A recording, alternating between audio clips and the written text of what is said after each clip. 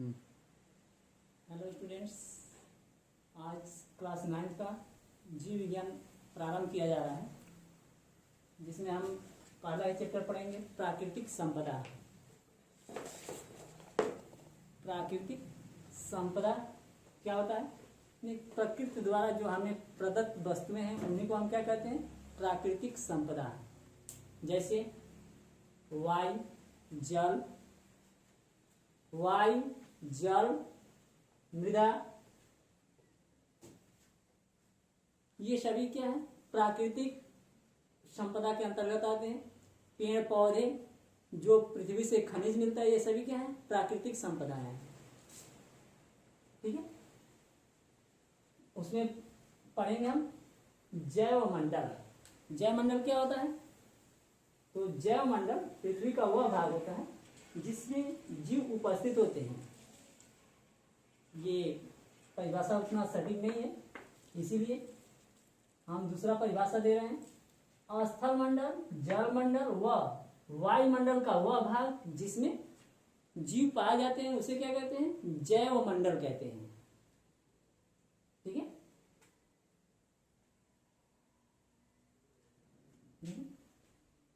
पर्यावरण हमको पढ़ना है। पर्यावरण प्राकृतिक संपदा के अंतर्गत हम पढ़ेंगे क्या चीज? पर्यावरण। पर्यावरण दो शब्दों से मिलकर बना हुआ है, परि प्लस आवरण,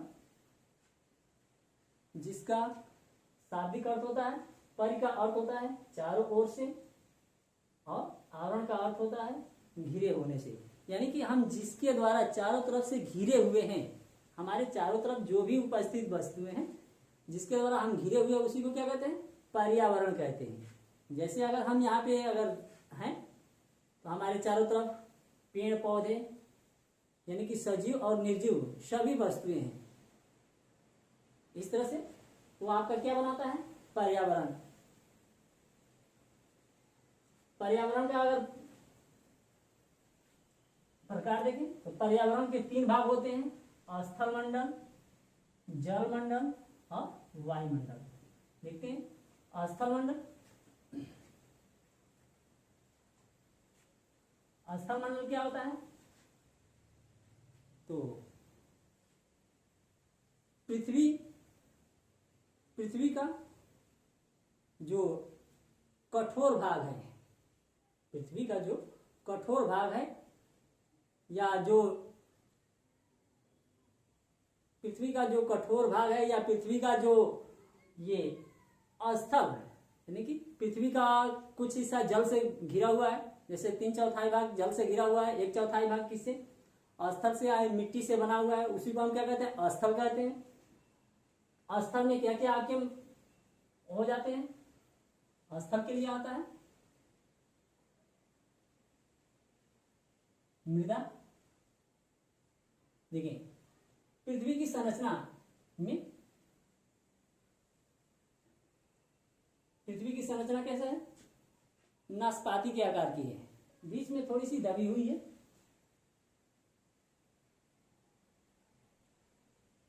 पृथ्वी की संरचना के 3 भाग होते हैं। पृथ्वी की संरचना के 3 भाग होते हैं। सबसे ऊपरी भाग को कहते हैं मेंटल,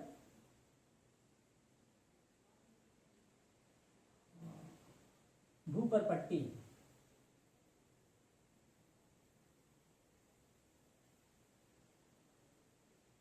इसको कहते हैं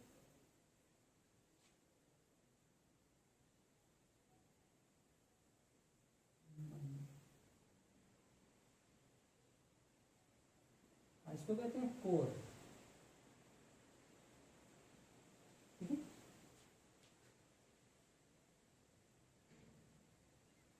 जो स्थल मंडल है, स्थल मंडल में हमको पढ़ना है क्या चीज? मिट्टी।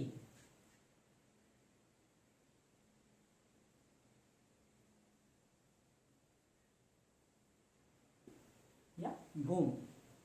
मिट्टी का निर्माण कैसे होता है? चट्टानों के अपक्षय के कारण मृदा का निर्माण होता है। चट्टानों के अपक्षय के कारण मृदा का निर्माण होता है। मिट्टी या मृदा एक ही है।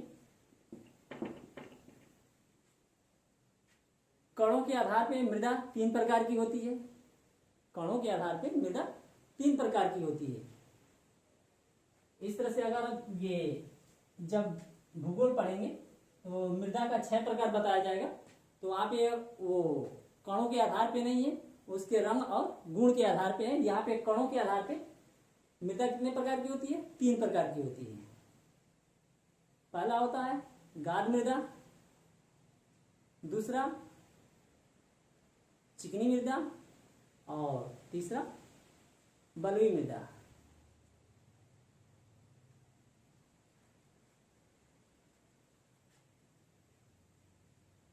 गाद मृदा जो होती है उसके कण बहुत महीन होते हैं, यानी कि 0.002 मिलीमीटर के व्यास के होते हैं। जो चिकनी मृदा होती है उसके कण 0.002 से 0.02 मिलीमीटर व्यास के होते हैं। जबकि बलुई मृदा होती है उसके कणों का व्यास होता है 0.02 से 0.05 मिलीमीटर व्यास तक के होते हैं। मृदा का निर्माण चट्टानों के अक्षय के कारण होता है। चट्टानों का अक्षय किन किन कारणों से हो सकता है देखिए।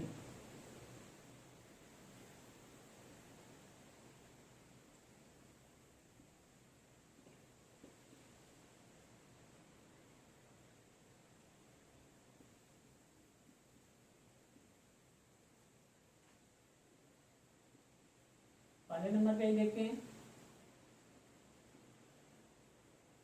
ताप, दूसरा है वायु,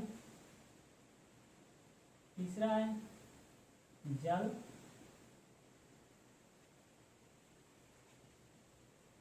ठीक है। देखिए ताप, मृदा के अक्षय में ताप महत्वपूर्ण भूमिका निभाता है। जैसे ये चट्टानें क्या होती हैं, गर्म होती हैं तो थोड़ी बहुत फैल जाती हैं, ठीक है। जब चट्टानें फैल जाती हैं और रात होता है, ठंडा होता है, तो चट्टानें फैल जाती हैं लेकिन वो सिकुड़ती नहीं है। तो जब सिकुड़ती नहीं है तो आप अचानक इसमें क्या होता है, दरार पड़ जाता है। दरार पड़ जाए तो हवा के झोंकों से या जब भी बारिश होता है तो उसके पानी अगर इस दरारों में पड़ जाते हैं, और ठंडी के मौसम के समय ये क्या होते हैं, ठंडी के मौसम के समय जब बर्फ बनता है तो आयतन, बर्फ का आयतन बढ़ जाता है और चट्टानें क्या होती हैं, टूट के छोटे छोटे कणों के रूप में बिखर जाती हैं। उसी को हम क्या कहते हैं, मृदा। फिर वायु, वायु के झोंके के द्वारा चट्टान ऊपर से नीचे ढरकते ढरकते छोटे छोटे कणों में बन जाते हैं, जिसके कारण मृदा का निर्माण होता है।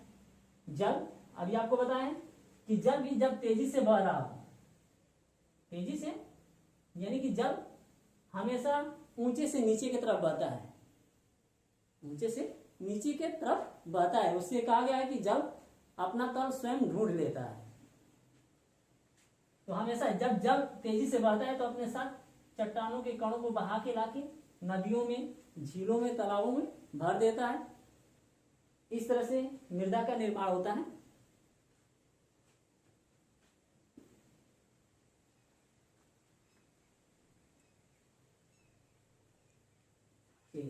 अब देखते हैं मृदा अपरदन।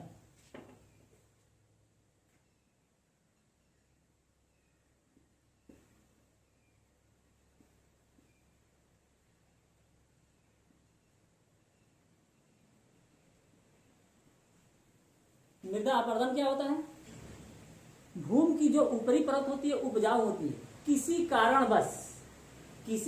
कारणवश यह एक स्थान से दूसरे स्थान को चली जाती है, उसी को हम कहते हैं मृदा अपरदन, ठीक है। मृदा अपरदन के कारण क्या है, तो तेज वर्षा,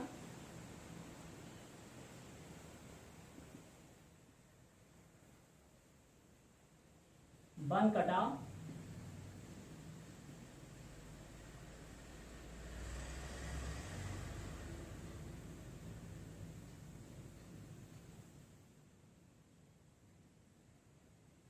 वायु,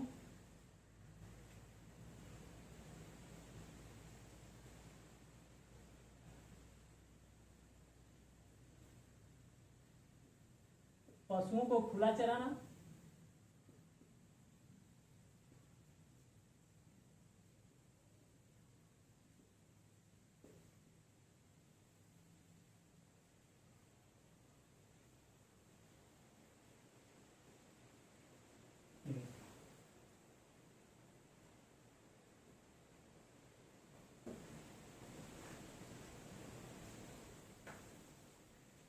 हो गया।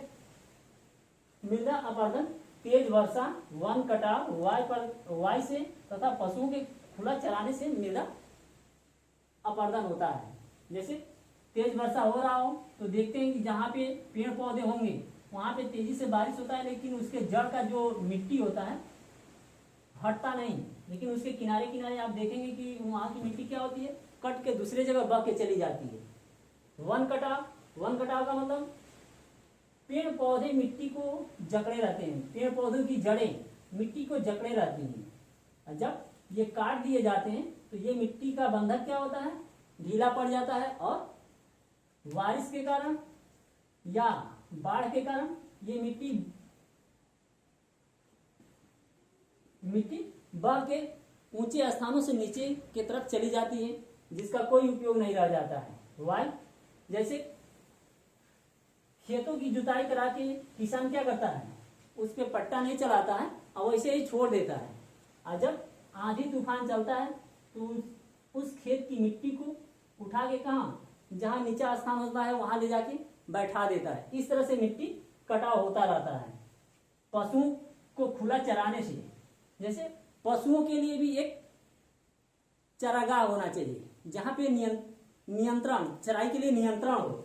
हम क्या करते हैं, पशुओं को खुला छोड़ देते हैं चरने के लिए, तो जब भी पशु चलते हैं तो उनके खुर कड़े होते हैं, तो उससे जो मिट्टी कट जाती है, अगर ये चल रहा है तो इसकी मिट्टी क्या होती है, कट जाती है, तो दोबारा वो नीचे बैठती नहीं है।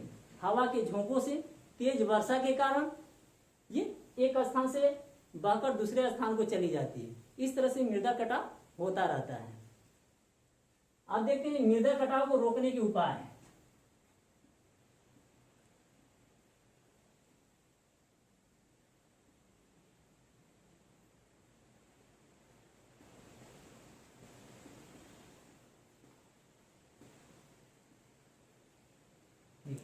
रोकने के उपाय में क्या क्या आएगा आपका, तो क्या करें, अधिक से अधिक वृक्षारोपण। हाँ।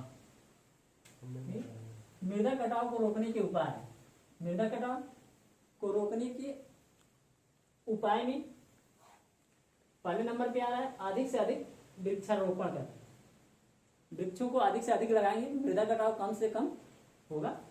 नदियों पर बांध बनाकर, नदियों पे बांध बनाकर क्या मतलब है कि नदियों में जो पानी बह रहा है उसको अगर हम बांध बनाकर रोक देते हैं तो उसका उपयोग बिजली तैयार करने के लिए, और जब पानी बंधों पे रुक जाता है तो वहां पे जो मिट्टी, उपजाऊ मिट्टी बह के आती है, किनारों पे फैल के रुक जाती है और उसमें खेती अच्छा से अच्छा होता है।